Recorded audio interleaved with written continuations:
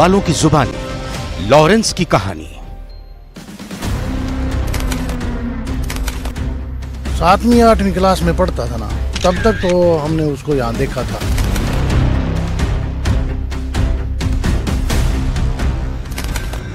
Lawrence Bishnoi. जरायम की दुनिया में अब ये नाम एक ऐसा किरदार बन चुका है जिसके दबदबे की धमक 7 समंदर पार तक सुनाई देती है। जुर्म की दुनिया के इस आका का एक ऑर्डर आता है तो उसके इशारे पर उसके गुर्गे कुछ भी कर गुजरने को तैयार हो जाते हैं।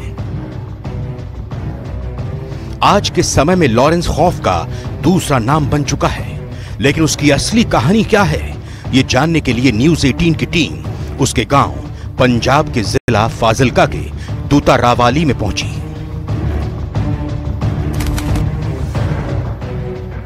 हाईवे से गुजरते हुए हमारी टीम गांव की उन गलियों में पहुंची जिन गलियों में लॉरेंस का बचपन बीता था।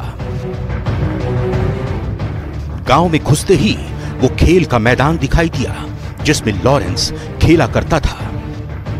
साबरमती जेल में बंद गैंगस्टर लॉरेंस पर भले ही मर्डर, फिरौती, ड्रग्स और हथियारों की तस्करी के केस चल रहे हैं, लेकिन उसके गांव वाले उसे क्रिमिनल नहीं मानते और उस पर झूठे इल्जाम लगाए जा रहे हैं। वो ऐसा कहते हैं। लॉरेंस बिश्नोई के गांव में न्यूज़ 18 पहुंचा है। गांव में किस तरह के हालात है, लॉरेंस बिश्नोई का बचपन इन गांव की गलियों में से गुजरा है।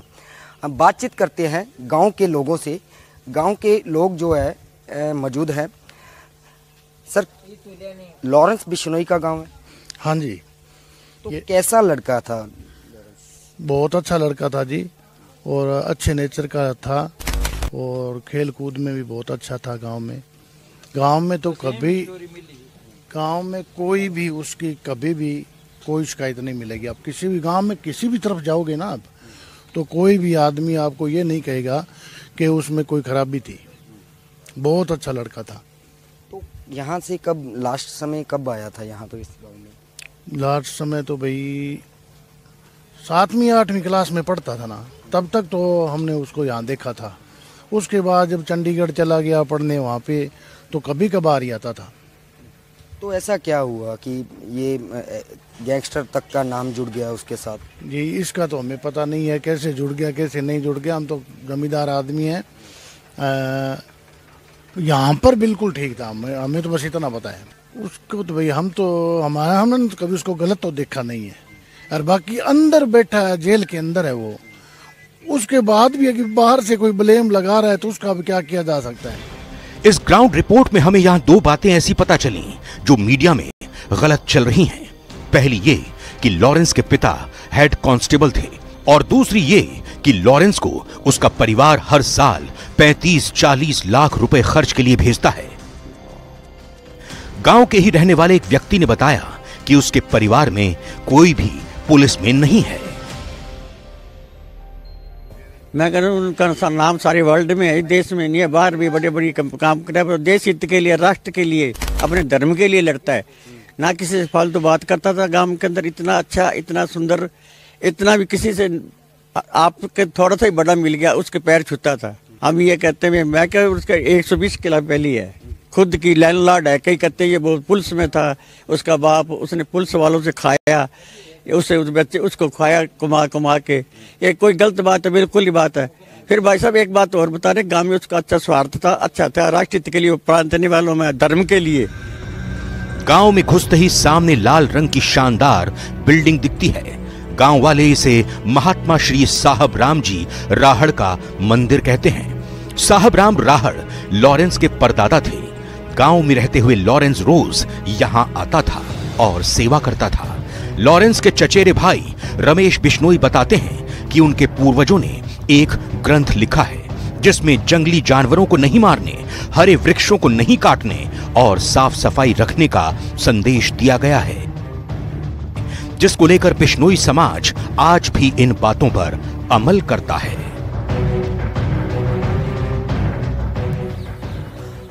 लॉरेंस बिश्नोई के गांव के अंदर मौजूद हैं चचेरे भाई रमेश बिश्नोई हमारे साथ मौजूद हैं। बातचीत करते हैं लॉरेंस आखिर गैंगस्टर कैसे बना।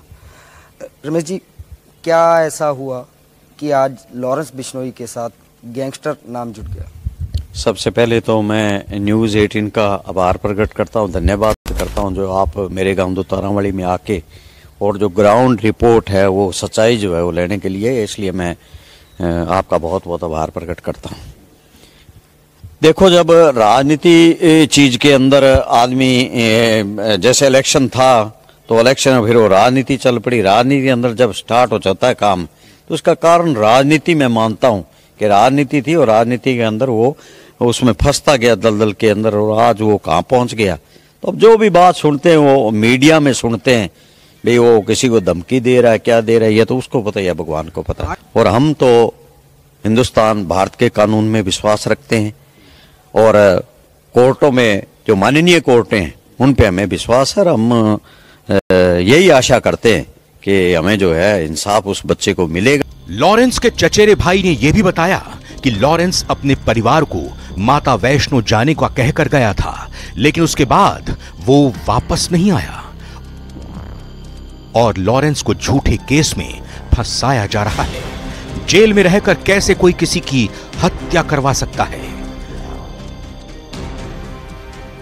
लॉरेंस बिश्नोई के पूर्वजों के मंदिर के अंदर हम खड़े हैं, तस्वीरें हम आपको दिखा दें। ये पूर्वज लॉरेंस बिश्नोई के परिवार के जो पूर्वज है महात्मा श्री साहेब राम जी, जिनका यहाँ पर समाधि स्थल मौजूद है और इनको मंदिर की तरह पूजा जाता है। दूसरी तरफ यहाँ पर एक खास बात है, लॉरेंस बिश्नोई के परिवार के पूर्वजों की तरफ से जो एक ग्रंथ के लिखा गया है जो आज यहाँ पर सुशोभित है, यहाँ पर मौजूद है। ये पूरे गांव के ये तस्वीर है, ये लॉरेंस बिश्नोई के पूर्वजों का मंदिर है। जिस मंदिर की ये तस्वीरें आप देख रहे हैं ये गांव के दुतारावाली, लॉरेंस बिश्नोई के गांव दुतारावाली के अंदर मौजूद है, जो पिछले काफ़ी सालों से यहीं पर मौजूद है और यहाँ पर लोग जो है मंदिर की तरह इसको पूजते हैं।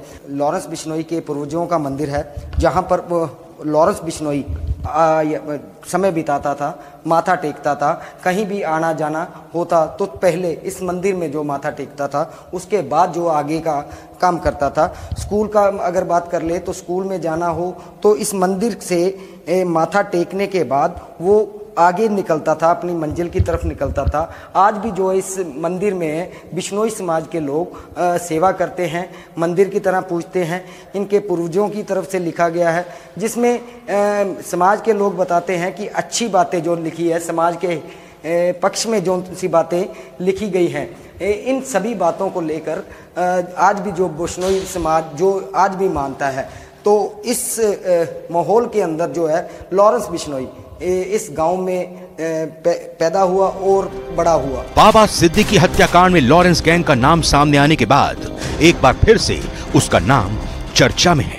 न्यूज़ 18 के लिए नेशनल इन्वेस्टिगेशन एजेंसी यानी कि एनआईए ने गैंगस्टर लॉरेंस बिश्नोई के भाई अनमोल बिश्नोई को मोस्ट वांटेड घोषित कर दिया है। इतना ही नहीं, उसकी जानकारी देने वाले को 10 लाख रुपए के इनाम की घोषणा की है। सलमान खान के घर पर हमला और एनसीपी नेता बाबा सिद्दीकी की हत्या में भी उसके शामिल होने की बात सामने आ रही है।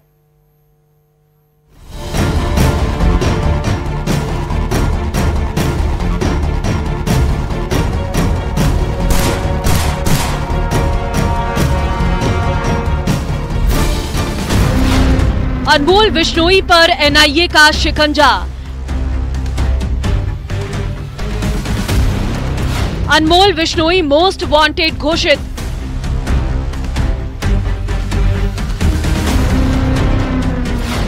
जानकारी देने वाले को 10 लाख का इनाम। एक तरफ जेल में रहकर जुल्म की दुनिया में बादशाहत कायम करने वाला गैंगस्टर लॉरेंस है तो दूसरी तरफ उसका भाई अनमोल बिश्नोई है जिसे एनआईए पूरी शिद्दत से तलाश रही है।